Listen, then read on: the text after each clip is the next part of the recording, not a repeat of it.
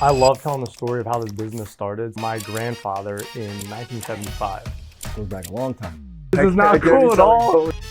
This will be the first time I probably say this online. I haven't said this in my vlogs yet either, but I never wanted to be looked at as the kid who had everything handed to him because I had family businesses. When I graduated, the people I was friends with at the time, they were going into finance and Wall Street, and I thought it was like the sexiest thing ever. All great leaders do this. One is...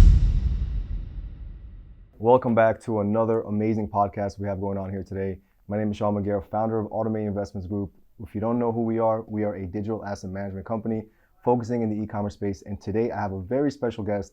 I have Jake Berk here, president of Berk International, leading manufacturing supply chain company all over the world. Jake Berk, thank you so much for being here today, brother. Thank you, bro. I really appreciate it. Thank you for having me. I'm going to give him the space really quick to just explain what Berk International really is and how it started. Thank you, bro. I really appreciate being here. I love telling the story of how this business started. So my grandfather in 1975. This goes back a long time. It goes back a long time. He was 45 years old, which I like to mention because today everyone's 20 years old in a rush to get rich. At 45, he decided to be an entrepreneur. And let me cut you off really quick before you continue. What was he doing before that? He was in sales. And he was selling like commercial car washes. And what he didn't like about it was that once you sold somebody, you had to go out and try to find another customer. There was no repeat business there. Right. So ultimately, the way we got into this business was he was buying old t-shirts, like reclaimed t-shirts. And my dad and his three brothers, there were four of them, would cut them up and make 20-pound boxes of rags. And they would sell them to auto body shops, mechanics. Really? And that's how it started. But he liked it because they would use the rag, throw it out, and then they came back to buy more. So now he had that repeat business model. That's amazing. So from old t-shirts, cutting them up with homemade scissors, home scissors, kitchen scissors, whatever the case was, 20-pound rags in boxes to sell to these kind of shops and consumers. And from that, you guys have built a mid-8-figure empire. Yeah, so some things happened in between, obviously. But yeah, that's where it started. And they were doing it out of their garage. They wound up kind of getting kicked out of the neighborhood because you can't have box trucks pulling up to your residential garage. Right. Create some commotion with the neighbors. The neighbors aren't happy with that. And then they wound up moving into a building in Philadelphia. That's where I'm from, Philadelphia. Bought a piece of machinery. It was super archaic, some manual labor thing. But it allowed them to cut more types of products and start really getting into this disposable wipe space. So that's the primary focus of your guys' company is disposables with wipes and things of that. Disposable wipes. So we're a manufacturer of disposable wiping products. That's the overarching description of what we sell. Within that, there's three categories: towel, tissue, and then what we call non-woven wipers. So towel item, paper towel.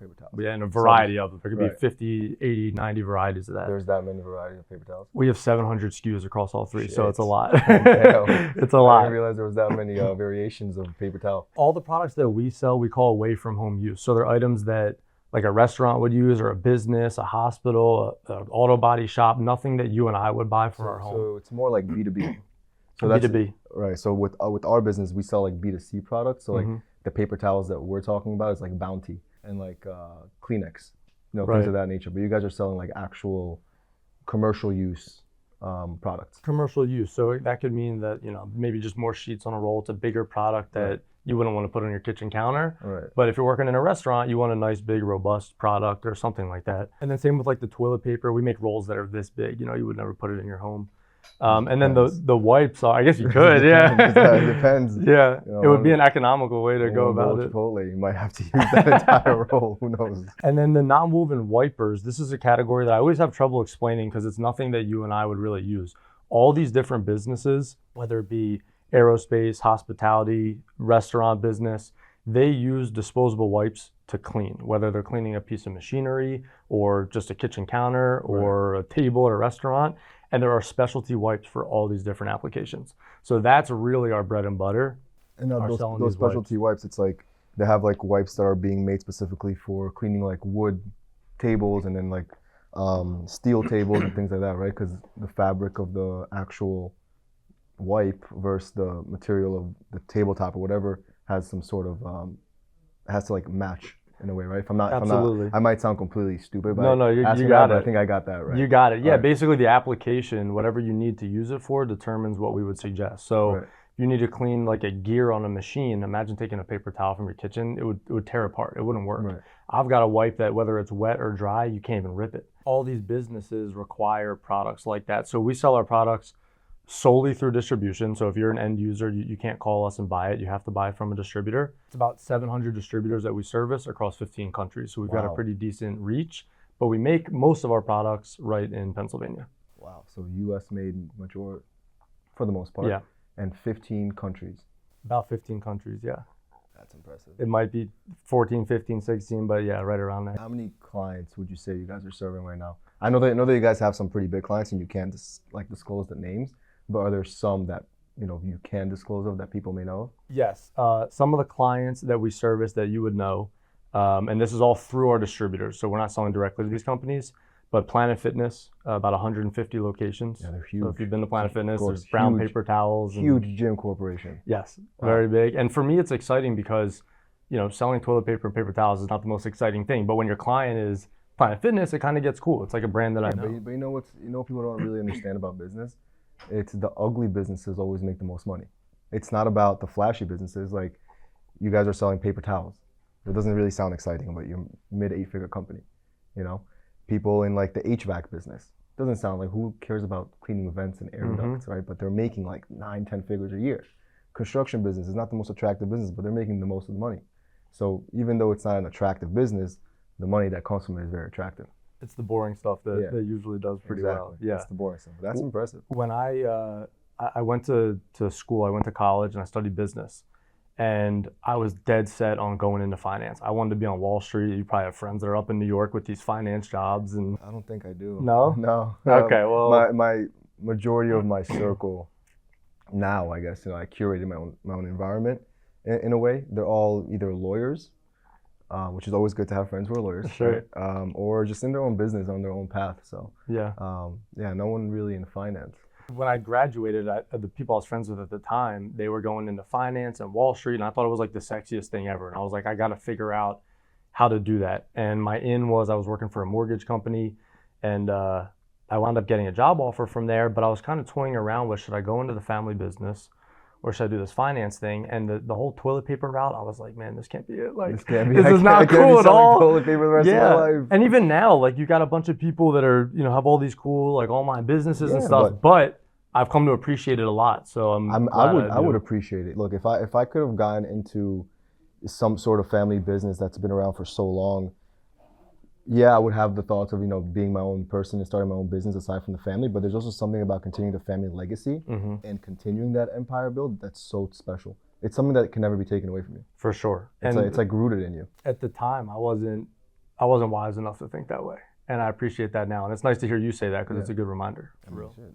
Probably go to Publix, you're like, oh, I don't like this toilet paper. It's not fair play. I can't walk into a restaurant without looking at what they're using and figure out if there's something we can do. So let's say you walk into like a restaurant, would you try to like pitch them into your products, or that are they too small for you guys now? So we wouldn't service the restaurant, but when I'm in there, especially if it's a nice restaurant down here in Miami, there's a lot of high-end premium products that we make that they use. I would call one of my distributors down here, hey, I was in Mila, they're using such and such a product. We have that. Why don't you call them and we'll sell it to you? You sell it to them. So you'll sell it to like the actual group. So you'll have your distributor sell it to the end user. Yeah, and the reason the end user would want to buy from a distributor is because they also want to buy soap and cleaning products and all these other things that we don't have. Like let's use Mila for example. They are probably buying from one of our distributors, but they're buying all of their products from them. We just make the paper products. Right. Yeah. Pretty awesome. I know it's not the only thing you guys do though. There's something that where our business is aligned is the whole import-export business, right? You guys have that going on too? You guys are bringing in like a shit ton of containers. We bring a lot of product in. Yeah. So we. How does that process go for you guys? We produce about 90% of our products in our facility in Pennsylvania. We make them. We source materials all over the world, some domestic, some international, but we make 90% of the products in-house. The other 10%, maybe a little bit less than 10%, we source globally as a finished product. Like if you want to get a cup, I would go to China for it. So we do that too. Are those products like blanks, or do you guys actually also do like branding on them if a client is needing? So most of them come in under our brand. So we're getting a private label of, let me think of a good item for you. Like there's a multi-fold towel you would just pull out of a dispenser. They come out as a rectangle. We bring that in from overseas under our brand. The reason we do that and not make it in-house is because that's a different piece of machinery that we'd have to invest in. And we just have made strategic decisions to not make it in-house, but we've got manufacturing partners that can do it for us. And then you guys just handle the import-export business on that side. We handle the import-export, so we bring in about 40 containers a month from all over the world. Wow. India, China, Thailand. A couple weeks ago, someone told me we're buying some stuff from Egypt, so really? All over. Where do you see is the best location for importing from other countries? I know like a lot of people, obviously, especially in my space, in the e-commerce space, we all go to China for products. Recently, a big shift has happened and people are going to India for manufacturing, for products and packaging and things like that. Where do you see is the best fit for, people who just want products from overseas? What countries do you suggest are probably the best for people who are just starting out too? Sure. So people who might not know anything about the import-export business but want to start getting products from overseas, because you guys are really experienced in it. Where do you see is the best kind of field to go to? If you're looking to bring things in from overseas and import products, I think China is still the best. I think they have the most options, and it's what they do. I mean, most of everyone knows most of these products here are from China. Now, do you think that it differs from product to product? So from what I'm aware is that, all right, let's say you want like plastics, right? China obviously is the go-to. You want steel pans, go to China, all that. But if you want material for clothing and like towels, I heard that Turkey has like the best fabrics. I wouldn't be able to speak on it too much just because I don't know so much about like the clothing space. And you do make a good point. Depending on the product, I think there's different places. I would say if I had to give a general answer, China. I think that we've seen a lot of manufacturers move out of China because of tariffs, and they'll go to other countries. Vietnam is a big one that they've moved to. For clothing, right? Vietnam. For a lot of our products, yeah. I mean, a lot of companies moved from China to these different countries to avoid having, for us to avoid having to pay tariffs on them, because it was hurting their business. I think you can kind of find stuff everywhere, but man, China's got a lockdown. They've got it figured out. China? No, and I would love to go to the Canton Fair. You've been? No, I was supposed to go 2 years in a row. The first year it happened, COVID hit. And then the following year, COVID was still around. We're still in lockdown, so I haven't gotten a chance to go. We should go. I'm so down. I was supposed to go visit my girl over there, my broker. Yeah? So the same exact girl that I've been working with for the last 10 years is sitting there inviting me to China to come to all these, because they have these like insane events, right? Like all these like what are they called again? Blinking. Think about like the trade shows? Yeah, like all those trade shows that they have. The Canton Fair is the biggest in the world. It's insane. That happens every December, right? That's the one in December? I don't know. Yeah, it's one of the October, November, December, something like that, yeah. So I was supposed to go 2 years in a row to meet her and the people who I've been purchasing inventory from for the last 10 years of my life. I've never even got to see a picture of them. I speak to them through WeChat. They have like some icon. I don't even know how they look. I think that's the main thing that bothers me about buying from China is that it's hard to meet people in person. We get to see them once a year at a trade show here, but yeah, I mean, you make a good point. It's pretty crazy to be doing business and not even have met somebody. Who, you just meet them online through like Alibaba and you become best friends with them. But that's the beautiful part about businesses like this, that you can make connections all over the world. One thing that I want to ask you about that's kind of intriguing is about you guys' sales process, because every company has such a different sales process, and you guys are not really B2C and no one can directly buy from you, only your distributors. How does that sale process happen? Sure. So it's all B2B to your point, and we're selling the distributor. So that's normally who we talk to. That's our customer. So the distributor buys from you at wholesale, and then they have a wholesale price to the end user. Yeah. So distributor buys from us a case of product at $20, but they have to buy a minimum of, let's say it's a few pallets, 3 pallets. Most of our customers buy half truckload and truckload. Truckload would be 26 pallets. And then they take that product and then they sell it to whoever their customers are. Planet Fitness as an example. The sales process. So for the last few years, we've been focused on the customers we already have and just farming them, because we have 700 SKUs. But when you look at how many products we're selling to each of our customers, it's less than a dozen, which is crazy to think about that. And then you can cross-sell and upsell them all day long, but you're not doing that just yet. Right, because I think what happens is, so I came in the business 7 years ago. And at the time, it was bring on more distributors. That was how you made more sales. But no one stopped to look at, should we still be doing that? Or should we focus on what we already have and just selling them more? And so that's why for the last few years, that's what it's been. So we're actually hiring account executives now because we still have too many accounts for us to give them 100% effort. And I hate when our salespeople move too quick and they can't devote the time that these customers need. Because you want to increase the average order value for your already existing clients who have been with you for so long. Absolutely. Because you don't, I mean, at this scale, you're not really looking for other clients. No, you they come to us. They come to you, but you're not going actively looking for them. Neither are your sales guys. No. Your sales guys are now turned from sales into account relationship managers, where they're just, you know, vetting, or not vetting, they're just building a more trustworthy relationship with the already clients that you have to try to just push more products their way. That's it. Build a relationship with the client, educate them on what else we have, ask them about their business. What are your goals? And when we can learn their goals, then we can help them, you know, by supporting them. That's the name of the game. I could take on right now probably 5 account executives, and it still wouldn't be enough to cover the amount of accounts we have so that they each get the amount of time they need. That's all. Which is, it's a great problem to have. Yeah. But, you know, you want to try to catch this a little bit sooner. Right. But it is what it is. So, I mean, that's business, is figuring out these mistakes. So what's your overall role at Berk International? So I'm the president. That's my title. I oversee our sales team.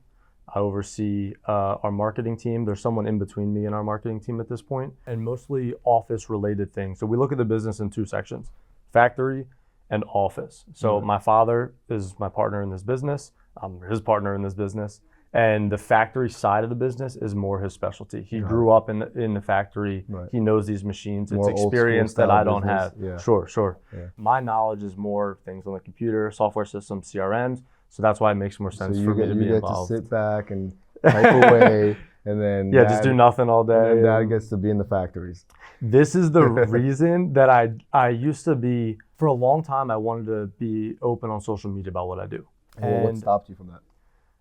I mean, you could be completely honest, because I'm still not very open about what I do on social media. There's a lot of people that still ask me what I do. Yeah? Yeah. Why do you think you aren't as open about it? I don't know. Every time I tell myself I'm going to start filming more content for my personal accounts, I just stick to just filming content for a business account. So you got to find out what your why is. Like, why do you want to do it? That's got to be deep enough, and then you'll do it. You know, I have a fear of evil eye. Yeah? Yeah. Explain what you mean by that. So I feel like if I show too much, so there has to be like a perfect medium. I'm a big believer in what's unseen from the eye cannot be torn down. That's my belief. So there's a lot of things on social media that I don't post. So when it comes to posting content and actually filming like daily vlogs, I used to film vlogs every single day, but it was never like really geared towards my business and operation. It was just like more like my lifestyle. But I feel like I don't want to show too much of like my business operations, because again, what's unseen from the eye can't be torn down. So I keep that private in a weird way. I don't know. No, I get that. And you know what? I've had the same type of thought. But I knew that I wanted to inspire. When I was 18 and 19, I was watching YouTubers that were running their business from all over the world. Yeah, that's how we all got started. That's how everyone got started, right? You're watching these guys and they're like traveling the world, running their business from their computer. And like, I didn't get it. I was like, I know I want that, but I'm like, how are they doing this? And then, so I'm 29 now. Earlier this year, we were in Tulum, Mexico, and I was sitting on a beach, but I was banging out emails, which I love doing. Like, if you put me on a beach, I don't want to do nothing. I want my computer in front of me or my phone, because I'm building and I'm in a cool environment at the same time. I looked at my girlfriend and I was like, I think I need to start a YouTube channel. I was like, I think I am now where I wanted to be when I was 19. So to answer your question about what stopped me from posting, one, I didn't feel like I was where I wanted to be. I don't think that's a good reason. I don't think people should let that be a reason. It's not. I should take that advice too. It's really tough. The other one was, though, that this will be the first time I probably say this online. I haven't said this in my vlogs yet either, but I never wanted to be looked at as the kid who had everything handed to him because I had family business as my opportunity. So I have a lot to say about that. Let's hear it. In a good way, though. Sure. Like, so Miami is filled with a lot of kids that do come from, family businesses that have maybe an easier path to getting there. But then on the other side of things, you can look at it as like, okay, you have a family business. You got into the family business, but on the other side, you could have turned out to be a complete dickhead too, right? Like, you could have been the kind of kid where, oh, my dad's gonna save me from all my troubles. I'm just gonna go dick around and do whatever with my life. But then instead of doing that, you took the opportunity of a family business, became the president of the family business, and actually ran with it and trying to make it better. So you still have to work your ass off to get to that point. It's not, you probably learned way more about business from your dad and your grandpa who actually started the business than someone else who's just starting out by themselves. So yeah, you might have had an easier way of getting started, but the path is still hard. It doesn't make it any difference. I tell people this all the time. If my parents had a family business that I could just go into and it's doing mid 8 figures or whatever the number is, I'd be so much happier knowing that I can take my family's legacy and build on top of it. But not everyone is as lucky as that. Some people have to start on their own, and then some people join it, but they do something with it.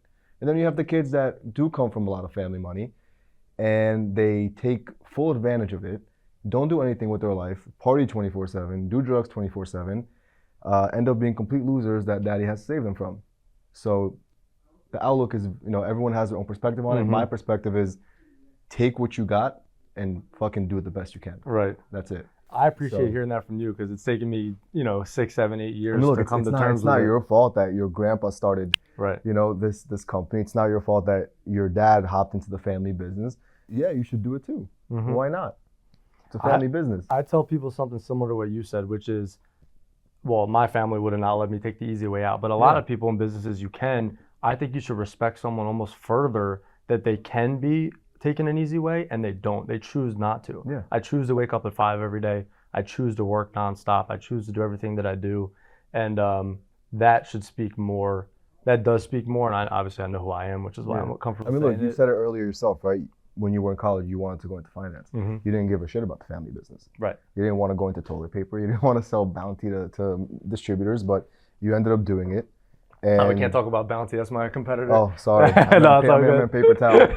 I don't know the difference. I just call it Bounty for paper towel. But yeah, you took something that was established, but now what's going to happen next, right? You're going to take over the entire company at some point, and then you're going to build it to another level of an empire. And then when you have a kid, he's probably be like, no, Dad, I don't want to sell toilet paper and paper towels, right? And you're like, all right, you don't have to. Give us some time. Yeah, you don't have to, but at a certain point, you're going to want to do it.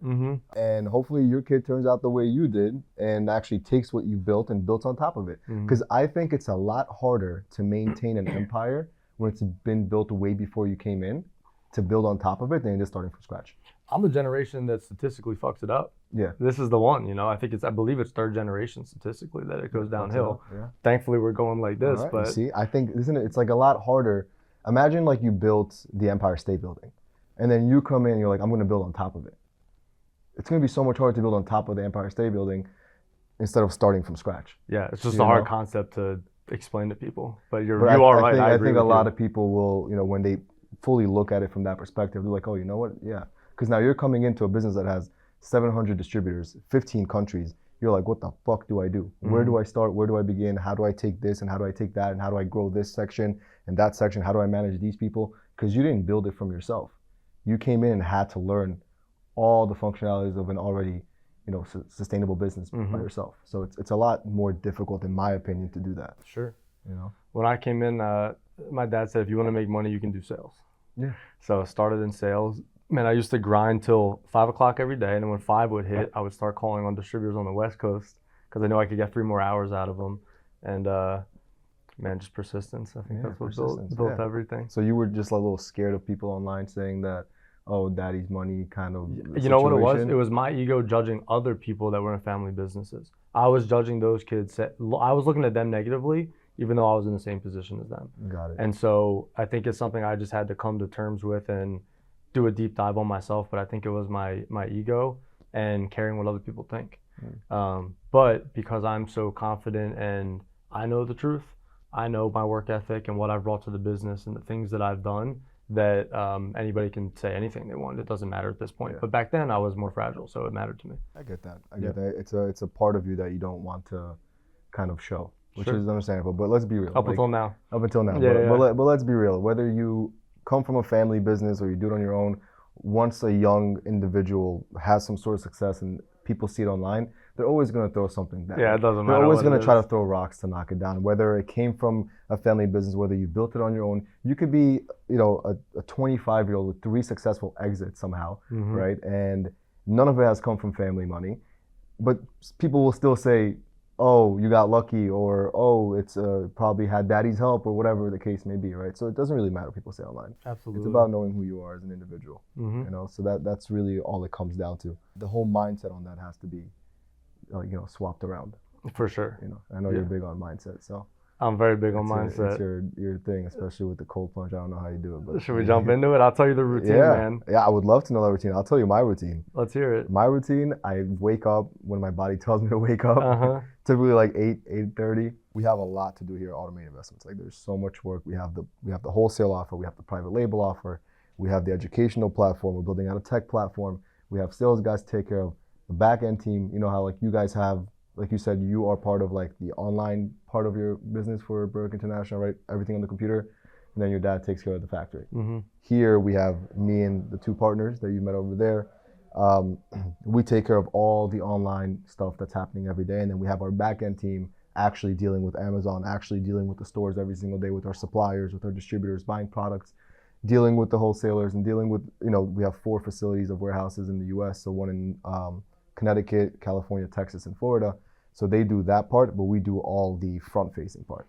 So your team is just spread out across the globe, basically? Across the globe, yeah. So we have a pretty big team. What do you think allows you to keep it cohesive and keep like a team environment when everyone's spread out? We have very set SOPs. So like the procedures are very detailed. I can turn my back on the business right now, take a 2-week vacation, come back, and everything runs the same exact way as it did when I left. Only because our team is so smart and knowledgeable about the operations themselves that they actually teach us stuff. And we just have a really good environment. We do weekly team calls on Monday and Friday to finish off the week, and Monday to start off the week.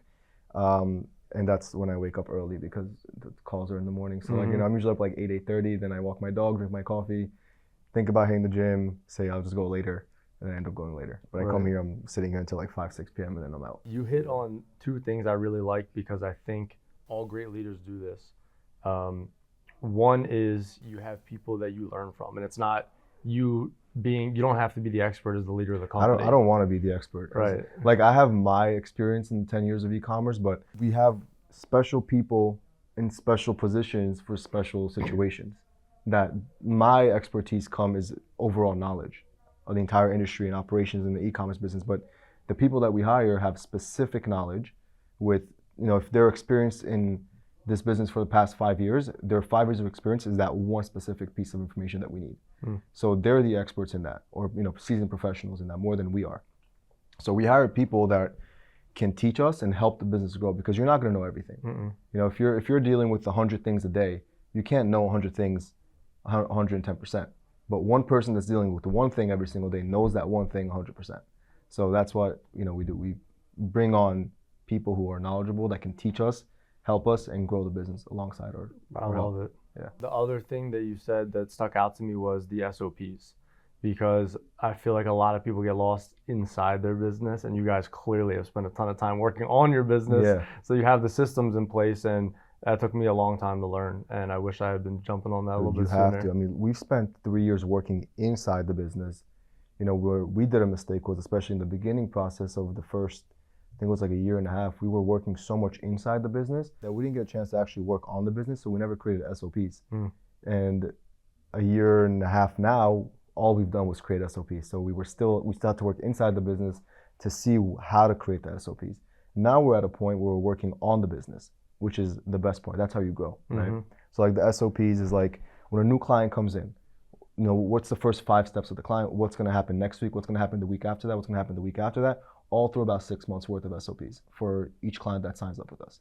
Because when a client signs up with us, it's not just, okay, we're going to set them up with an Amazon business. It's like creating their LLC, resale certificate, and then comes the brand registry, then comes the trademark, then comes the product research, then comes the packaging, then comes all of these different scenarios that happen that we do for our clients has to be so strategic and outlined that the timeline makes sense. Because if not, our clients are basically investors. They look at monetary aspects in form of timeline. They don't look at it as money. They're like, all right, if I invest an X amount, what's that worth in 3 years from now? So if you're not really articulate with your SOPs and your timeline, they're like, all right, this is not worth my time. So you have to really. Bro, we gotta get together outside of this and talk about business. You have to really cater to the audience. Like it's like our audience of clientele are people who are like 55, 60, even 75 years old. These are people that have had like multiple, like 10-figure exits, and we're here at the age of 26 and 27, building them private label brands and wholesale brands on Amazon. You gotta be on point. You gotta be on point, like down to your P&Ls. Like the P&Ls have to make sense. So we work with an accountant that helps us out with all that. And we work with platforms that detail the P&L automatically through APIs on Amazon and the cost of goods and all that. But these clients expect so much from us that the SOPs have to be so on point that when they look at the SOP, they're like, all right, done. And the best clients don't even speak to us. Because if we do our job the right way, they're fine. There's no need to talk to them. It's all the little details that make you guys stand out, or any a lot of people think that starting a business is just website marketing. No, there is so much more. So much more. So like you have to constantly like put the effort in, see what's not working, switch things up, even if it's the smallest little bug in the operations. Even if it's working but it's not 100% satisfactional, you have to change it no matter what. Yeah. No matter what. I love it. It's and that again, mindset. A lot of mindset. Oh yeah, so here, let me tell you I'll tell you the routine. So I developed this over the last maybe I'll take some notes down on this. Let me say 5 months. I mean, you know what? I think the coolest thing is we're both successful in our own industry. You wake up at 8:30. I wake up at 5. They both work, and I think that's the biggest thing. I go to sleep at 3. Now, there's no way I'm up at 5. Bro, it's like the routine has to fit who you are as a person, which I think is first and foremost. So I don't set my alarm for 5 o'clock every day. I just go to bed early enough that I typically wake up somewhere between. Do you go to bed? I try to be in bed at 9 o'clock. Okay, see, all right, 9 o'clock is sometimes I'm not even at the gym yet by 9 o'clock. Right, and that's so like different routines. There's no way I could be in bed by 9. I wish. It's not possible. Sometimes I'm working out and then I have a boxing session at 9:30. So like, when am I going to sleep? Yeah, no, I mean, definitely waking up at 5 if you're going to bed at 3 would not work. But so I wake up pretty early, anywhere between like 5 and 6:30. It just depends on when I go to bed. But I let myself wake up natural. I hate an alarm. I think it's like the devil, man. I hate alarms. Just click snooze anyway. I do electrolytes every single day. I meditate for about 12 minutes every day. I don't have the patience to do much more than that. For how long? 12 minutes. I started at 5, so for me, I'm feeling good about it. Yeah, right. And it's enough where like I feel it. I think that's the big thing. Like some people require more, some people less. Does it for them? If I do any less at this point, I'm not like feeling like I'm doing anything. Yeah. For me, that's kind of a sweet spot. I read after, so right now I'm reading a book about mental toughness, 177 lessons about mental toughness. You're making me feel like shit. That's all right, man. I haven't done this forever. I mean, this is all like in the last like probably 6 months. Yeah, I've always done elements of this, but not combined. Yeah. I journal. I really like journaling every day. For me, it was so hard to start journaling. I was like, what do you even write about? I felt like my thoughts and what I was writing weren't aligned. But now I like to make observations about myself, things I'm learning about myself.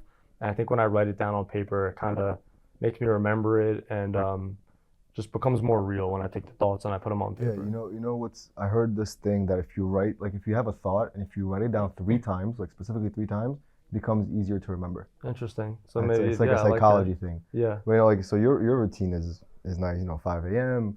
yoga, meditation. My real routine is like 8. My alarm rings, snooze it till like 9. Wake up, coffee. Do my morning prayers. That's like the one thing consistent every single day. Walk my dog, and then I'm out the house. Yeah. Like everyone always says like, oh, you have to have such a solid morning routine. Like, wake up, stretch. The way I look at it is like, if that's good for you, and if that's what works for you, amazing. The way it works for me is I have this sort of, it's not even motivation, it's just like discipline. So no matter what my morning routine is, my discipline remains the same. Where it's so like work focused that I don't need to wake up at 5 and stretch and cold plunge and this and that. Like, for me, it's more of like once I wake up, I just turn that on switch in my head for discipline. I'm like, all right, time to attack the day for work. Then I take care of like my personal stuff at the end of the day, because the work stuff is more important for me during the day. Interesting, yeah. I think the best thing is everyone should try a bunch of different things. Yeah. Your version, mine, everyone else. Try a bunch see what works and figure out what works, right? I tried the whole 5 a.m. thing. I did it for a year. What I realized though, that at that point I was going to bed at like 9:30. I was crashing out. 9:30, 10, I was done. I would wake up at 5. I'd go to the gym, straight to the gym at 5. Come back, eat my breakfast, shower. It's 7:30. What am I doing at 7:30? Like, my clients weren't even up at that time. I have no one to speak to. My employees aren't coming into the office until 9. What am I doing? So I just sat there from like 7:30 to 9. So I was like, you know what? It's fun and all to wake up at 5:30. Maybe I was very young too. I was like 20 years old, 21 years old. Maybe I didn't know what to do at that time. Nowadays, I would be more useful with that time. But I also figured out that my body, the way I operate, and I'm more active at night in terms of creativity. So when I'm sitting there at night from like 10 p.m. or 11 p.m. till like 1, 2 a.m., I'm not just sitting there watching TV. I'm sitting there brainstorming. It's a creativity aspect that flows into my mind at those times of the day, where it lets my mind just be so free of like work and everything else that's going on day to day, where I could just think freely at night. And then I get super creative. And then the next day I follow those creativities up. So that's how my body functions. Knowing how you operate is, so many people drop the ball on this. Yeah. And to the fact that you know, and all high performers tend to know, is fantastic. Yeah, but then all high performers will tell me like, oh, you gotta do this, and that. And I'm like, no, I'll just go to sleep at 2 to 3. But you've tried the routine, it didn't work. So then, it didn't work for me. It didn't work for me because then I would wake up and I would kind of just feel a little bit groggy. I would feel tired throughout the day. And then I'm the kind of person, I just need 6 hours. If I get more than 6 hours of sleep, I feel tired the entire day. 6 hours is perfect for me. That's all I need. Yeah. Wake up, 6 hours, 6.5 hours, 7 max, and I'm good. That's what I figured out about my body. I wish I needed like 4. I'd be happy with or none. That'd be fantastic. That's what I figured out about my body. But again, everyone is so different, and it really comes down to what are you willing to try? What are you willing to do? And how does your brain process things? And how does your brain really operate throughout the day? Because even if it's not in business, it's about a life structure, right?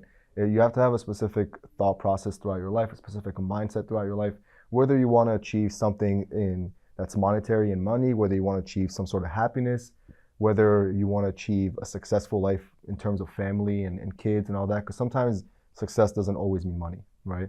But everyone has a different path around it. So like your path is waking up at 5 a.m. and doing, your morning routine. My path might be one day waking up at 11 a.m., who knows? But it's all about what we do with the rest of the day and how we, walk the path of the day and what we do throughout the day that really, kind of pushes the needle forward for us. And you make a good point. There are seasons too. Like I wasn't waking up at 5 a.m. for the last 7 years. Yeah. This isn't what got me here. Absolutely. This is what I'm doing now to try to get me to the next level. Yeah.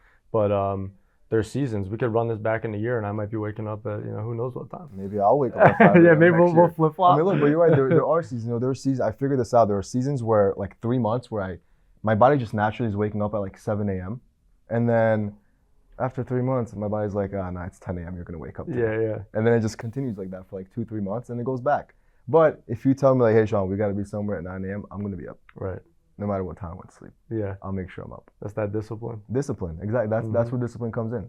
I'm sure with, you probably have a heavy load work of a day dealing with all those people. Yeah. It's a lot. What's like your best, advice for mindset? Because you've grown a lot over the last 7 years, especially with Berk International. And 6 months ago, like you said, you just switched up your routine out of nowhere and you started doing more like mindset and self-help like books and things like that. What's the kind of switch that happened? What did you realize? And how did you realize that you need that switch? I thought for a long time that my natural business acumen would get me far in life. And it gets you to a certain place for sure. But when you start looking at people you look up to, entrepreneurs you look up to, they have knowledge and routines and mindsets that are just different than the average person. And once I started realizing that and realizing that they're not special, they've put in the work to get there, I want to be that way. And so I started reading books. And as soon as you hit one good book, like in business, I hate reading. I didn't read. What's your favorite one? Buy Back Your Time. Buy Back Dan Your Time. Martell, 1000%. Yeah. Actually, Jesse just threw me a signed copy from Dan Martell. I'm very happy. It's a good book. I've read that, but I don't read a lot of books, but I've read that book. Yeah, I was never big on reading books, but then I started tapping into these books that I would finish them and I felt like a new person. I was like, wow, like I just leveled up. I need to read another book. And so then I was like, well, what would happen if I read, twice as many or, 3 times as many and half the time? Like, what type of person do I become if I start really learning about all these things? A book is possibly 30 years of experience down to 200 pages. Where else do you get that? Yeah, that's you can't get that anywhere. Not a YouTube video, not a course, not a TikTok guru, not anyone. Right. Absolutely. So, like, my thought is, what if I could do that just as fast and as much as possible? Who do I become? So that the books really helped me a lot. In terms of mindset, getting super clear on what you want in life, like these vision boards you hear people doing, they have value. I have a vision board every year. You got to have a vision board. You got to know what you want. Otherwise, what are you working for? And then that's also your why. Yep, your why. It's not about what you do. It's why you're doing it. Right. I read a quote today that says, "Don't focus about what you're doing. Focus about why you're doing it."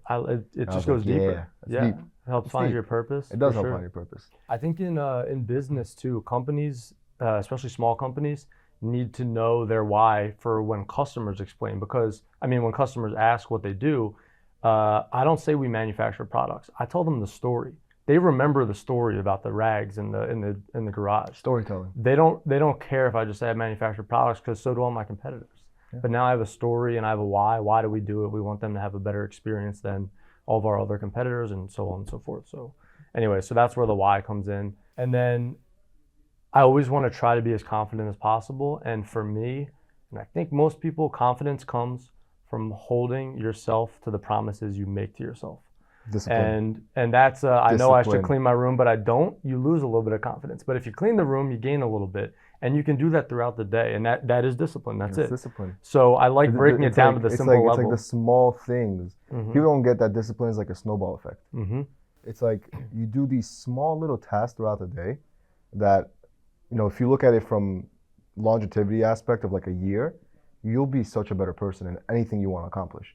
Whether it's in health, whether it's in business, or whether it's just in life, whether it's something with your family, whatever it is, that discipline to like actually do the smallest tasks day to day is like the most important thing. Momentum comes from putting the dishes away that you should, but you might not. And all those little things, to your point, they just build momentum.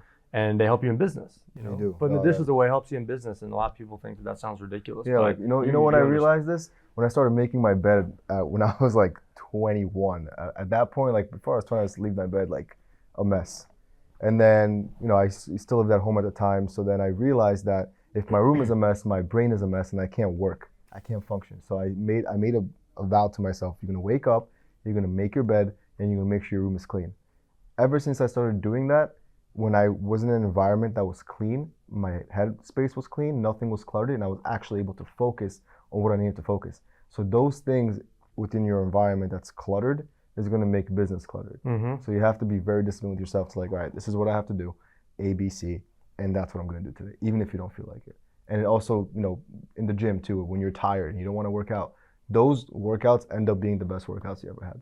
Yeah, how do you feel after you've pushed yourself through what you don't want to do? I think it's more rewarding to not want to do something, and discipline pushes you to do it. You feel so much more rewarded afterwards. That's where the cold plunge comes in for me. I still never want to do it. I'm good on that. That's the one discipline you start your day with choose to not have. I think it's Alex Hormozi talks about not having to make your bed in the morning. And the problem with that is he has natural discipline. But for most people, make the bed, you got your first win. Yeah. And you have an environment that's clean, to your point. So listen to Alex Hormozi for a lot of things, but I think you should make your bed. Absolutely. Another great hack for discipline and mindset is like, in the morning, if you have, let's say, a list of 10 things that you need to accomplish throughout the day, the first 3 biggest things is put them first. Get those out of the way, get those big wins out of the way, and then the smaller ones just become so much easier. How does your life change when the hardest things get done before 12 o'clock? Exactly. The rest of your day is like cruise. The rest of the day is a breeze. Go have lunch at Pura Vida for like 2 p.m. You just got done with the 3 biggest, most important tasks of the day. The rest of the things are just bonuses. And if you get throughout all 10, you're winning that day. Bro, we're on the same wavelength. Yeah, this is great. Yeah, this is awesome. Great. I really like your business because it's very niche. It's boring, but it's sexy at the same time. Appreciate it.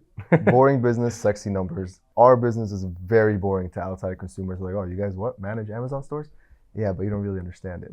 It's boring from the outside looking in, but the numbers are super sexy from the inside when you look inside. Everything becomes sexy when the numbers are looking right. Yeah. Exactly. Just like it is what it is. I mean, your family has built an enormous empire, and I really wish for you guys to only build up from here. And it's now in the hands of you. Yeah, no pressure. With your dad together, you guys will build it for a very long time, I hope. And when it's your time to take over the reins, I hope that I'm sure you'll make them proud. Thank you, Take Berk International to the next level. Appreciate it. Absolutely.